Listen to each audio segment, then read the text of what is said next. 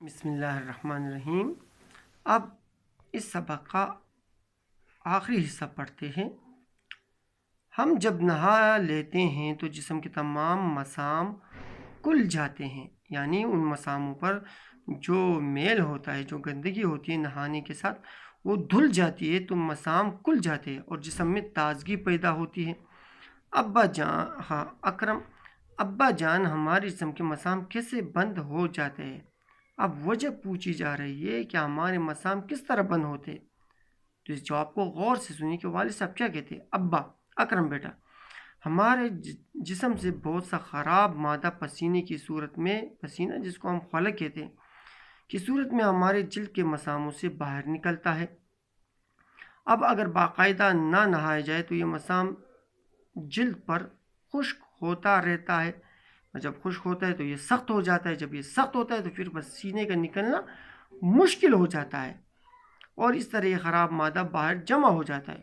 باہر مسلسل جمع ہونے والا یہ مادہ ہمارے مساموں کو بند کر دیتا ہے، سخت ہو جاتی ہے نا، اور اس طرح انسان کی صحت اور جلد بھی خراب ہو جاتی ہے۔ سمینہ: ابو جان، آپ نے تو ہمیں صحت کے بارے میں اتنی ساری باتیں بتا دی ہیں کہ اب میں صحت پر مضمون بھی لکھ سکتی ہوں۔ شاباش! کیونکہ سمینہ نے یہ تمام باتیں غور سے سنی، اس لیے یہ آپ خود سے اس پر ایک مضمون لکھ سکتی ہے۔ اگر آپ بھی ان لیکچرز کو غور سے سنیں تو خود بخود آپ کے تمام سوالات جو ہے ان کے جوابات آپ خود سے بھی دے سکتے ہیں۔ ابا: اچھا، یہ بڑی خوشی کی بات ہے۔ سمینہ بیٹی، ایک اور اہم بات یہ کہ رات کو ہمیشہ جلدی سونا اور صبح سویرے اٹھنا انتہائی لازمی، لیکن بدقسمتی سے آج ہمارے بچے رات کو دیر تک جاگتے ہیں، اسکرین کے سامنے ہوتے، والدین بھی انہیں کچھ نہیں کہتے، نہیں سمجھاتے، تو صحت خراب ہو رہی ہے۔ پرسوں مجھے میرا ایک دوست ہے، بایولوجسٹ ہے، وہ مجھے بتا رہا تھا کہ جب سورج غروب ہوتا ہے تو اس کے بعد آہستہ آہستہ انسان کے اندر ایسے ہارمونز پیدا ہونے شروع ہو جاتے ہیں جو انسان کے لیے نیند کا باعث بنتے ہیں، اور صبح جب سورج جیسی روشنی پہننی شروع ہو جاتی ہے تو ایسے ہارمونز نکلتے ہیں جو انسان کے وجود کو بیدار کرتے ہیں۔ تو مطلب اگر رات کو ہم اسکرین کا استعمال کریں گے تو اس کی روشنی تو سفید ہوتی ہے، تو آپ بالکل فطرت کے اپوزٹ جا رہے ہیں کہ فطرت جو ہے، قدرت جو ہے، آپ کے اندر ایسے ہارمونز پیدا کرنا چاہتی ہے کہ آپ کو نیند آ جائے اور آپ کے وجود کو آرام مل جائے، لیکن آپ اسکرین کے ذریعے، روشنی کے ذریعے اپنے اندر ایسے ہارمونز پیدا کریں جو آپ کی نیند کو بھگا دیں۔ تو مسئلہ یہ ہے کہ اس وجہ سے آج کل کے بچوں کے اندر جو ہے مختلف قسم کی چھوٹی چھوٹی عمروں میں عجیب قسم کی بیماریاں پیدا ہونے لگی، بلڈ پریشر پیدا ہونے لگا ہے، شوگر پیدا ہونے لگا، فلاں پیدا ہونے، سارے بچوں کے وجود انتہائی کمزور ہے، ذہنی طور پر وہ مفلوج ہو گئے، 5 منٹ جب وہ اسمبلی میں کھڑے ہوتے تو گر پڑتے۔ وجہ، سب سے بڑی وجہ اس کی ہے کہ نیند انتہائی لازمی انسان کے وجود کے لیے، اور نیند جو ہے ہماری خراب ہو چکی ہے۔ تو والدین سے میں درخواست کرتا ہوں کہ بچوں کو سویرے جو ہے سونے کے لیے اور سویرے اٹھنے کے لیے ان کی عادتیں، ان کی ذمہ داری کہ ان کو پختہ بنائے۔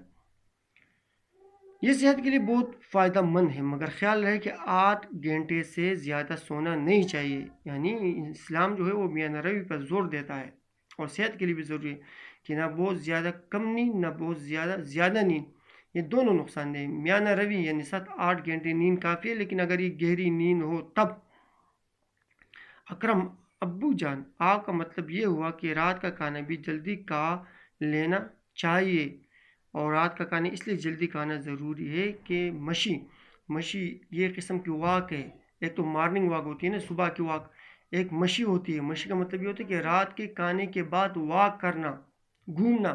ماہرین کہتے ہیں کم از کم 3 میل تک بندے کو رات کے کھانے کے بعد پیدل گھومنا چاہیے۔ تو ہم یہاں پر کھانا کھاتے ہیں، یہاں پر ٹیک لگا لیتے، سو جاتے اور موبائل وغیرہ مصروف ہو جاتے، تو پھر صحت ہماری کہاں رہتی ہے؟ تو چھوٹے بڑوں سب سے میری یہ درخواست ہے کہ رات کا کھانا جلدی کھا کر اپنی یہ روٹین بنائے کہ واک کریں۔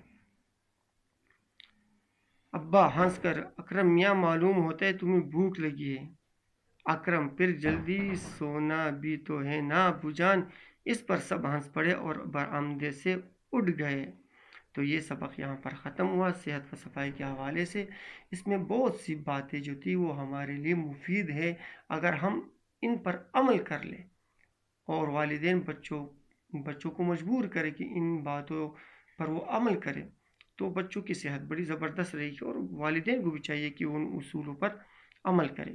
یہ آپ کے آنے والے، یعنی کل منگل ہے تو منگل، اگلی جمعرات اور اگلے ہفتے تک یہ تمہارے لیکچر ہوئے، انہیں غور سے پڑھنا اور پھر یہ کرنا کہ ان میں 30 الفاظ خوش خطی لکھنی ہے اور 25 الفاظ کی املا کرانی ہے۔